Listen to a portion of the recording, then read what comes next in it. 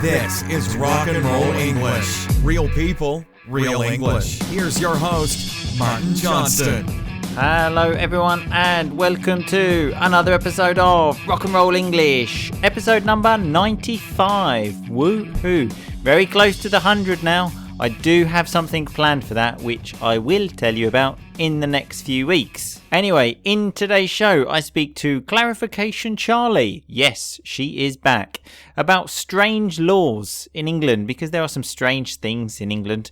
And this is actually one of my favourite episodes, because the conversation sort of moves in a direction that I wasn't expecting, really. Because Charlie tells me a few things that she's not happy about, so the conversation moves in a sort of strange direction. And in my opinion, serves as a great example of why this podcast is real English, real people. Is that what he says, or is it real people, real English? I can't remember. Anyway, the fact is that it's actual real conversation, because a lot of the conversation that English learners listen to in books and things like this is often scripted, done by actors. This is definitely not, as you will hear on today's podcast. But you also hear it on every podcast. But this is an even better example.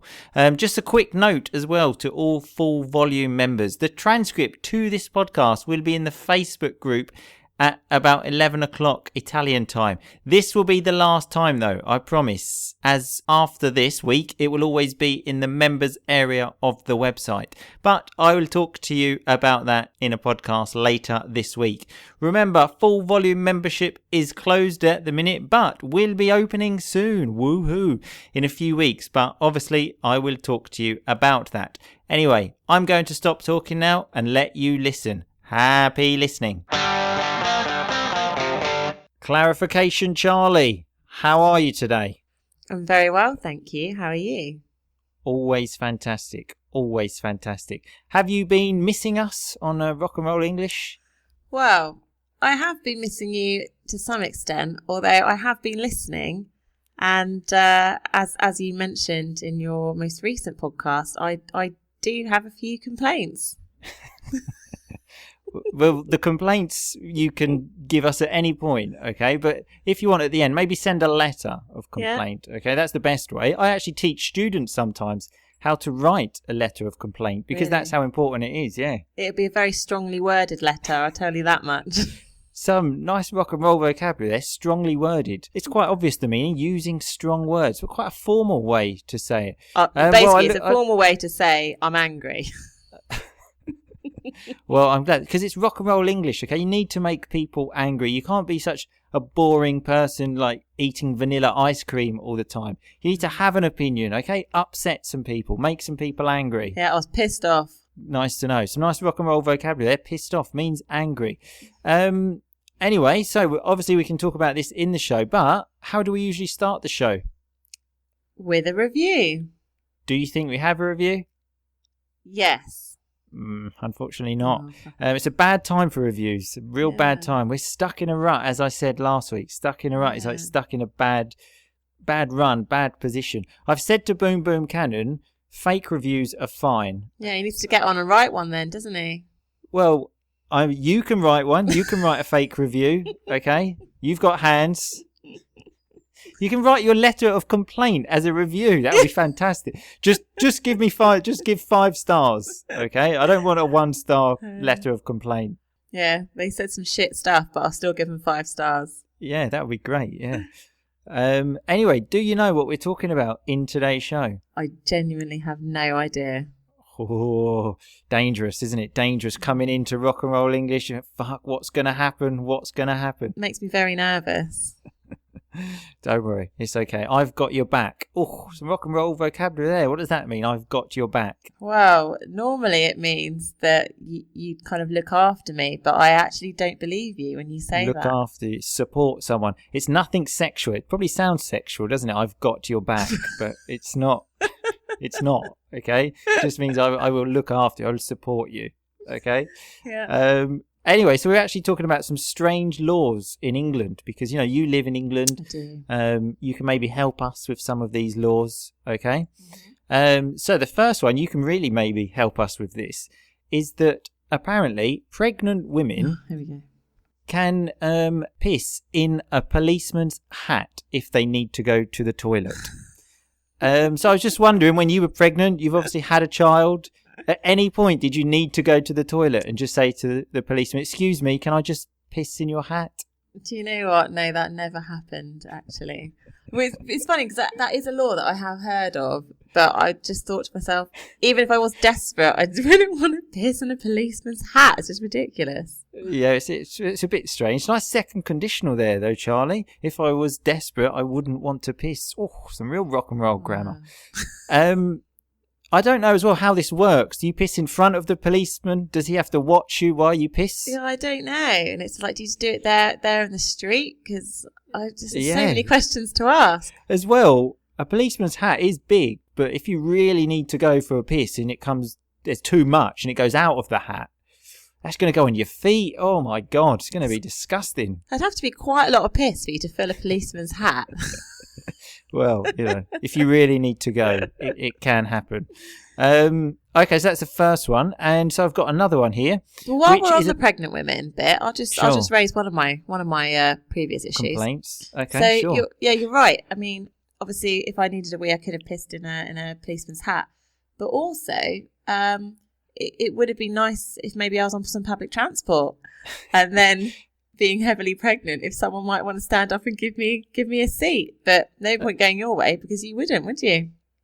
No, I probably wouldn't. I think Charlie's referring to there a couple of episodes ago when I was saying there's nothing worse than being on public transport and seeing a pregnant woman coming to take your seat. I was just saying, sometimes I've been on the tube, I'm waiting there for 20 minutes to get a seat. Finally, I get the seat. Next stop, pregnant woman comes on. Fucking hell, here we go again. Yeah, well, when I was heavily pregnant and I had to go to London for the day, bearing in mind I live in Cornwall, that was quite an effort in itself. Which is quite far, by the way, just in case people aren't familiar with the geography of England. I don't know if you know, Charlie, not everyone in the world is familiar with the geography of England and where Cornwall is, okay? Really far away. Really far away. So I travelled the 300 miles it had taken me to get to London that day. I had to get on a DLR service, which is like a train. Yeah, like a tube train. And it was everyone going into the city. It was like kind of 8:30, 9 o'clock, something like that. Rush hour, I think, is the technical term. There we go. The penny has dropped, which is a nice rock and roll piece of vocabulary. When someone has difficulty understanding, like clarification Charlie there, finally they understand, and there's just that moment, then the penny drops. Yeah. And I was going, because I've got flown into City Airport, and so obviously it's full of all the city workers. Sure. All those selfish young men. Not a single fucker gave up his seat for me. Nice how you referred to people there as a single fucker. Sometimes we do this. I don't know why. It's obviously not the most, it's not the nicest way to speak, but a fucker, a person, yeah. Well, life's a bitch, yeah, Charlie, okay? Life's a bitch. It was. Get used to it, yeah. Okay? Yeah. So the next point on the list is that if there are any whales that get washed up onto the shore, so if a whale gets washed up onto the shore, it sort of comes on the shore of the country, and the shore is like the end points where the beaches are. You live near the beach, actually, Charlie. I do, and do you know what? We have had whales wash up here. Really? Well, yeah. Did you know that they must be offered to the Queen? Okay. Okay, it's the law. Really? Yep. And again, seems a bit strange. Like, got a whale, just think, fuck, we've got to take that to the Queen. Hi, Liz. We've got a massive whale here. What do you want to do with it? Well, I don't know, really. That's mad. I had no idea. Honestly, we had this whale wash up on Wonson Bay. It's just down the coast of Cornwall. See, now even I don't know where that is. Oh, down Wonson Bay. What the fuck is Wonson Bay? Cornwall. It's in Cornwall. Cornwall. And it's a lovely beach. Oh, thanks for that. And a whale washed up. And literally, it was horrible. It stunk, and it was there for ages and ages and ages. Queen obviously didn't want it. Didn't want it. Yeah, you should have taken it to her. Should have taken it. No, it's their connected speech. Should have taken it to her. And we also spoke about you, I think, in the royal family episode, Charlie, when we were talking about how we hate the royal family and you love the royal family. And oh my God. And Boom Boom have made me so angry over the last few episodes. You would not believe. I was so angry at you. Don't worry, okay? Don't worry. You were there moaning about the price of the wedding, the cost of the wedding. So when she says they're moaning, that's complaining. Something I like to do a lot. If I had to choose one of my favourite hobbies, second conditional there, if I had to choose, I'd probably say moaning is up there, one of the top ones. You honestly, but what you boys failed to recognise is the fact that actually don't tell me that they bring money to the economy. Please don't say that. The wedding in itself brought 3 times more the amount than it actually cost. The amount of people that were in this country, tourism, everything, it was phenomenal. So in Cornwall, you saw people walking around, like, I don't know, from Brazil saying, oh, I'm in Cornwall to see the royal wedding. No, they were obviously all in London, weren't they? But everyone in Cornwall were flying their flags. Everyone was behind it. People bought merchandise. They loved it. The merchandise. There's and merchandise. that money goes to the Queen, does it? Not the companies that are making them. All these different companies. So people are making things for it, aren't they? And they're making money from it. Well, we're going to have to do a whole podcast about it. So we're going to have to get me, you and Boom Boom on the same podcast. Yeah, we are. Maybe you... Yeah. I was so angry. And you know what? And this is going to make you laugh so much. I loved watching it. And guess what? Oh, my God. I even cried. Oh, my God, no. No. Please, God, no. This is not happening. Oh, my God. You cried watching a wedding of 2 people you had never met in your life. I admit it sounds a bit ridiculous when I say it out loud now. I mean, it was just a little bit emotional. It's a bit obviously. Why is it emotional? The reason why is, one, I obviously must have been quite emotional generally in life, but I've obviously been married and I know that feeling. But being married, you're not divorced. You're saying, I've been married, like that happened 10 years ago, and then. You know, then you move on. On that wedding day, it is amazing and it is really lovely and really special. And I thought, oh my God, they must be feeling that now. And then for some reason, I got really emotional. I was probably really tired as well. But then surely you must cry at every wedding then, because that obviously feeling. I do. Well, yeah, most. So when you go to a wedding of someone you actually know, there's a possibility I can be a mess. Oh, you do cry? Because I thought if you don't cry to someone, for example. If you come to my wedding and you don't cry now, I'm going to kill you because you told me that you cried when you saw 2 people you had never met get married. So if you come to my wedding and you don't cry, oh my God. I wasn't like a blubbering mess. Oh, some rock and roll vocabulary. A blubbering mess, someone that cries a lot. But it was just, I welled up, a little tear rolled down my cheek. Oh, so we're having some real rock and roll crying vocabulary there. So when you well up, it's like when the water fills in your eyes and then that just little tear just comes down. Happens a lot when you see 2 people you don't know getting married. It can be a very emotional experience. Anyway, I think that's probably enough of the royal stuff for now, because I've been banging on a lot about the royals recently. What does it mean I've been banging on about the royals? It means you've been talking about them an awful lot because they're great people. That last part, let's just take that bit away. They're great people. They might be great people, I don't know, but, there are many great people in the world that don't get these privileges. But, as I said, they are great to talk about, okay? Even if I don't like the concept, it gives me so much ammunition, so much to talk about. It's fantastic. But we're going to move on to these strange things, okay, these strange laws. The next one, I think, again, is very interesting for you. Because apparently it is illegal to be drunk in a pub, okay? And I don't know about you, but I've seen a drunk person in a pub. Have you? Yeah, I've seen quite a few, actually.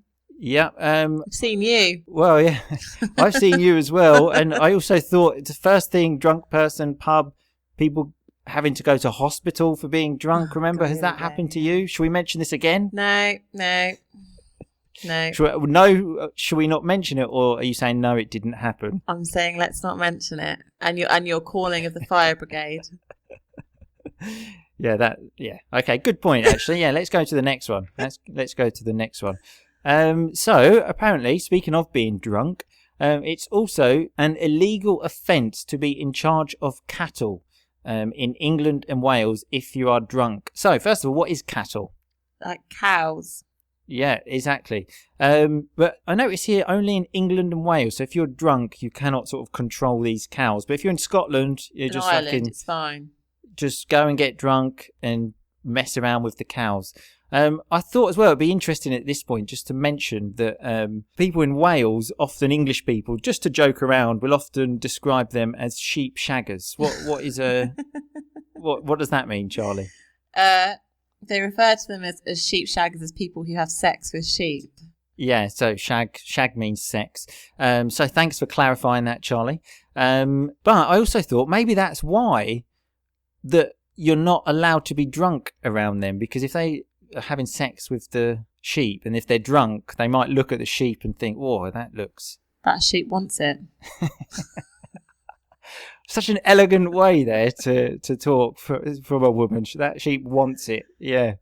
Exactly. I've got a question for you here, though. Clarification, Charlie. You can really clarify something here. What's the plural of sheep? One sheep, two? It's sheep.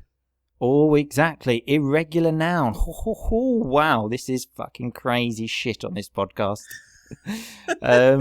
So, another one here. It's illegal to handle salmon. So, to handle is obviously with your hands.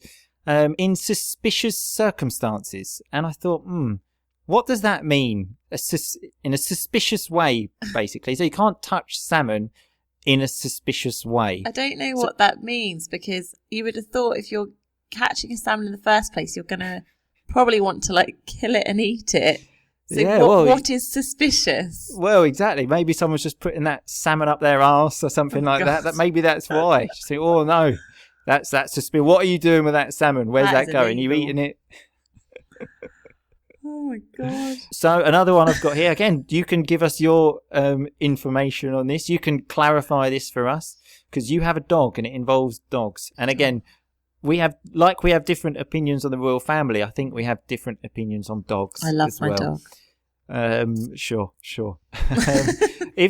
Failing to carry a spare dog poo bag, so a spare bag is a bag extra, let's say, is illegal. So you can be walking your dog, you've got one poo bag. What's the technical term? Is it a poo bag? Yeah, I'd call it a poo bag. Oh, right, okay, I got that one right. Yeah. So you've got one poo bag, the dog does a shit, you clean it, then you've got no more poo bags, and then a policeman stops you. What are you going to do? If you're pregnant, just piss in his hat. I know, right? Try and get out of it. Be like, shit, I need a wee. Yeah, exactly. You might leave me alone. So when you go out with your dogs, how many poo bags do you put in your pocket? We have it on a roll, so generally quite a lot. But there has been the odd occasion when I've been like, oh no, I've obviously forgotten one, so I've had to go and ask a friendly walker for a spare. Oh my God. Notice she said there an odd occasion. So, it's only happened a few times, I hope. But so you actually pick up the shit with your hands though, yeah? Is that right? Not with my hand. Yeah, but you don't, but you can still feel it. There's the substance. You still feel if it's soft, if it's hard.